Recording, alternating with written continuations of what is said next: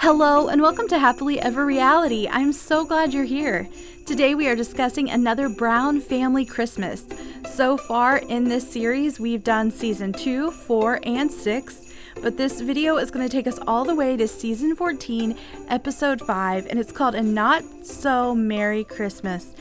And no, Mary is not spelled M-E-R-I. They didn't do a play on words in the title. It's actually M-E-R-R-Y. I just thought I'd let you know. Now, I want to remind you where we are in season 14, because in the previous Christmas videos I've done, we've kind of moved around. Season 2 had been in Utah, 4 and 6 had been in Vegas, but now it's season 14 and they're living in Flagstaff. They've listed 2 of their homes, like 2 of their homes are on the market for sale, but the other 2 are not yet. And of course, they're all living apart because they don't come and live together in Flagstaff. We find out that the family is going to all be getting together at Mary's house, and this is something that they've been doing for a while. But as usual, it's not that simple with the Browns. We end up seeing a flashback to earlier that day. So on Christmas Eve, earlier in the day, Cody had gotten them all together and pitched the idea of having all of the family live in one home. Welcome to my house. What? I told you. Oh my gosh. I like the family picture up too. Which house is this? This is your... My house. And if you guys haven't seen this before, it's kind of funny because he really has a sales pitch. There's like a presentation. He stands up in front of everyone. So he really wants to convince them that this one home is a good idea. So the whole family is in town for Christmas, including a few spouses and one grandkid. Robin says that growing up, her father would have to go to separate homes for Christmas because all of his wives didn't come together. So I should back up a little bit and just remind everyone, if you don't know, Robin grew up in a polygamous family. So she is used to polygamy, but her father would not, they didn't do holidays together. Her father would have to go to each house. So there were years that she would have to wait until New Year's to actually celebrate Christmas because her father might have been spending time at another wife's house. So Robin really likes that the Brown family all comes together. On Christmas Eve, we see everyone at Mary's house getting their pajamas. Mary says that she stopped sewing them all years ago and she shops for them now instead. So that is a really cute tradition that they've sort of carried on. And I like that it's something Mary does for the kids. So I think that's really sweet. And I can't blame her for not sewing. There's so many people in the family now. So they end up having this evening together, getting their pajamas and just spending time together. It's really nice. But before they leave, Cody says that he brought the house plans with him. He's really wanting everyone to look over this blueprint he has for the house. He wants them all on board. And I think having the older children there, it really helps him sort of pitch the idea because they remember when they all lived together in Utah. So the older kids are more on board than the younger kids are when it comes to one house. Cody is just really wanting everyone on board and wanting everyone to want to live in one house, but it's not working out very well for him. We end up seeing a confessional with Aurora, Brianna, Gwendolyn, Isabel, and Savannah. Isabel expresses concerns about potential drama because of the differences in their households. She says that they have differences about when they go to bed, who's night owls, who wants to go to bed early, the noise levels. So Isabel is able to, see some of the issues that might arise. I'm sure she's heard about some of them from her mom too, and maybe even recalls a little bit of when they lived in Utah. But Aurora, she thinks it sounds like a nice idea. But we have to remember Robin and her children haven't lived with all the other kids and all the other wives. So for them, they don't really see all of the downside yet. There ends up being a flashback to their time in Lehi with a confessional from Robin. Listen to what Robin says. I saw a lot of beautiful things. I had a testimony. I saw how they work together as one family. I wanted this plural family experience for my kids. I just knew I wanted to live this way. She said she had options to be in a monogamous marriage, but chose this because of what she saw with his family in Utah. But she also says as time has went on and she's heard stories from the wives, she realizes now it wasn't as great as she thought. Now, when it comes to the other wives, they all have different opinions. Janelle says that she really liked the sense of community when they all lived together in Utah. Now, Mary, she's trying to be smart about it. She's trying to avoid the drama. She says she has strong opinions, but she's not saying what they are. She says that in this situation, it's a majority rules. So she is not going to say anything until the other wives have said what they think. And then if the other 3 wives agree, her opinion doesn't even matter. So she'll just be able to avoid the drama altogether. The strongest opposition is Christine. Christine explains that she doesn't like the idea of one house because it feels good to be in charge of her own space. So why wouldn't you want to live as one big family? And they have a point. But I can't tell you how good it feels to be in charge of my own domain. Christine also explains that she doesn't like living together because it kills intimacy. She says that when all the wives are living in one home, you have to limit your physical contact to the bedroom. So there's no hugging or kissing, in front of another wife, even to say hello or goodbye. It all has to be kept to the bedroom so the other wives don't see it, and she doesn't like that. She doesn't want to live like that anymore. We know that physical contact is super important to Christine because we see in season 16 and season 17, it ends up being one part of the reason, their marriage doesn't last. Yeah, I'm not living all in one house again. It's finally Christmas morning and everyone comes together to exchange gifts. And during a confessional, we find out that Cody is known for being a bit of a Grinch. But Cody says it's because of the influence of his dad. He says that his dad struggled with Christmas because of the pressure from the finances. Cody says he's making a choice now for his family to have Christmas even when money is limited. So we go from that confessional and hearing about Cody being a Grinch to the family having Christmas all together. And while they're there, Maddie announces that she is pregnant. Everyone is super excited.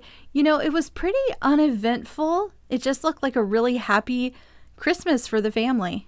Christmas is over and we see all of the wives come together to talk about their Vegas houses. Now, there are only 2 houses that are listed. That's Christine and Janelle's.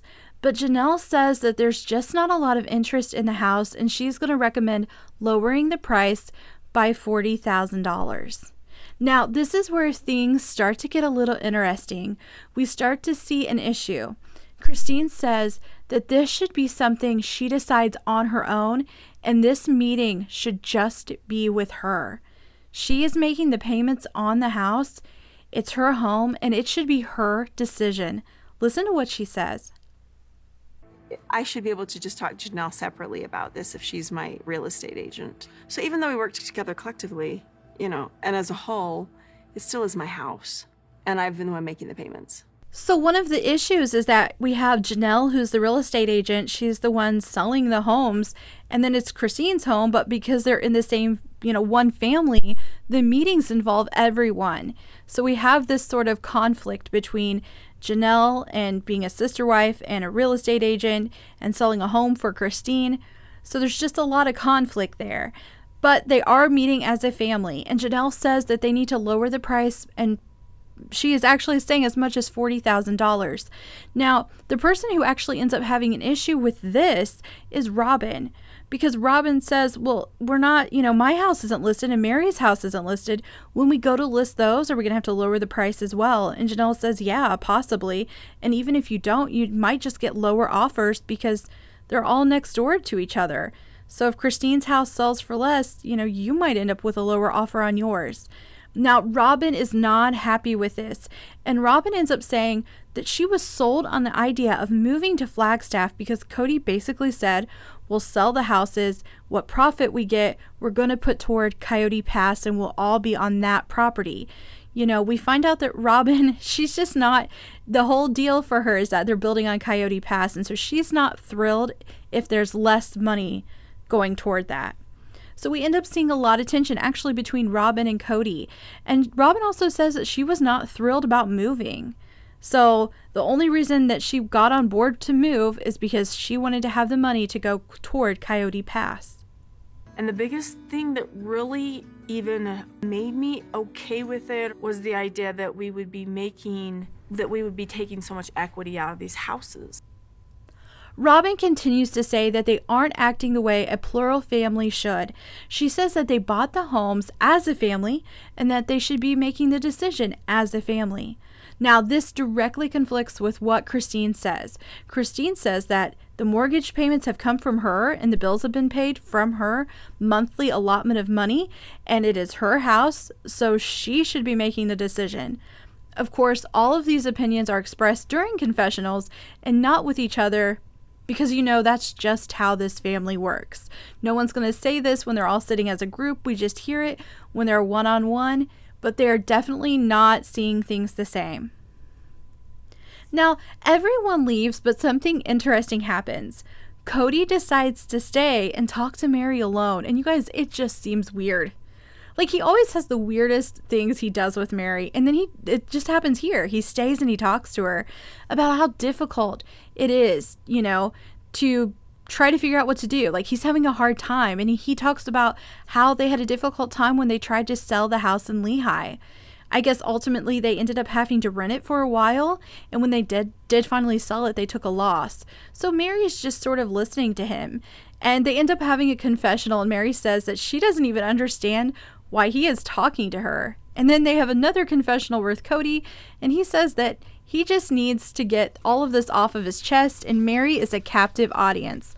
Honestly, you guys, it's just weird seeing them sit together and talking together, but listen to what Mary says here. I'm really concerned he's going to look like an idiot. No, it's best I don't say that. No, I'm going to say it. She's right. Cody can sometimes look like an idiot.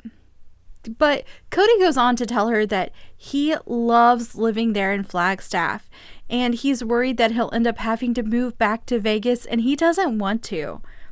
We also find out that Cody was originally planning on moving the family to Utah instead of Arizona. Mary says she didn't know that. And then we see Cody start to get angry, and we see him talk about it during a confessional. The problem was I wanted to go back to Utah. And I don't blame my wives, I blame the damn legislature in Utah. Cody says his wives were afraid to move back because of legislation involving polygamy in Utah. But we know Christine really wants to move back and ultimately does move back in season 17. Mary, during this episode, says she really didn't even care where they lived. So I don't know how serious I take his accusation that they didn't want to move back there because of just how the wives act about it. But Cody does say that they were a part of the issue. They were all afraid to move back. But again, I just don't know if I believe that. After this scene of Cody talking to Mary, the show ends. But I have to tell you guys something. Watching these Christmas episodes go from 2, 4, 6, and then season 14, it's just amazing to see how much they've all changed. But specifically Cody, he is like a different person. And I have to tell you guys something, watching this makes you realize like some of this is his personality, but some of it seems to be a mental health issue. So I don't know, he's just a lot angrier. He seems to snap a little bit more. There's just something very different about Cody from season, 2 to season 14. We all change, right? There's changes that just naturally occur as we get older and experience life. And I don't know, with Cody it's just different, guys. This isn't the normal sort of change we see from people. I mean, I feel like the wives have all changed. They're all more independent. They're all living very differently, but the level of change just does not match the level of change we see with Cody. So let me know what you guys think in the comments. I love reading your comments. It's my favorite part of doing this. And if you haven't already, go ahead and click like and subscribe. I hope you come back here to Happily Ever Reality so we can talk more about Sister Wives and other reality TV shows.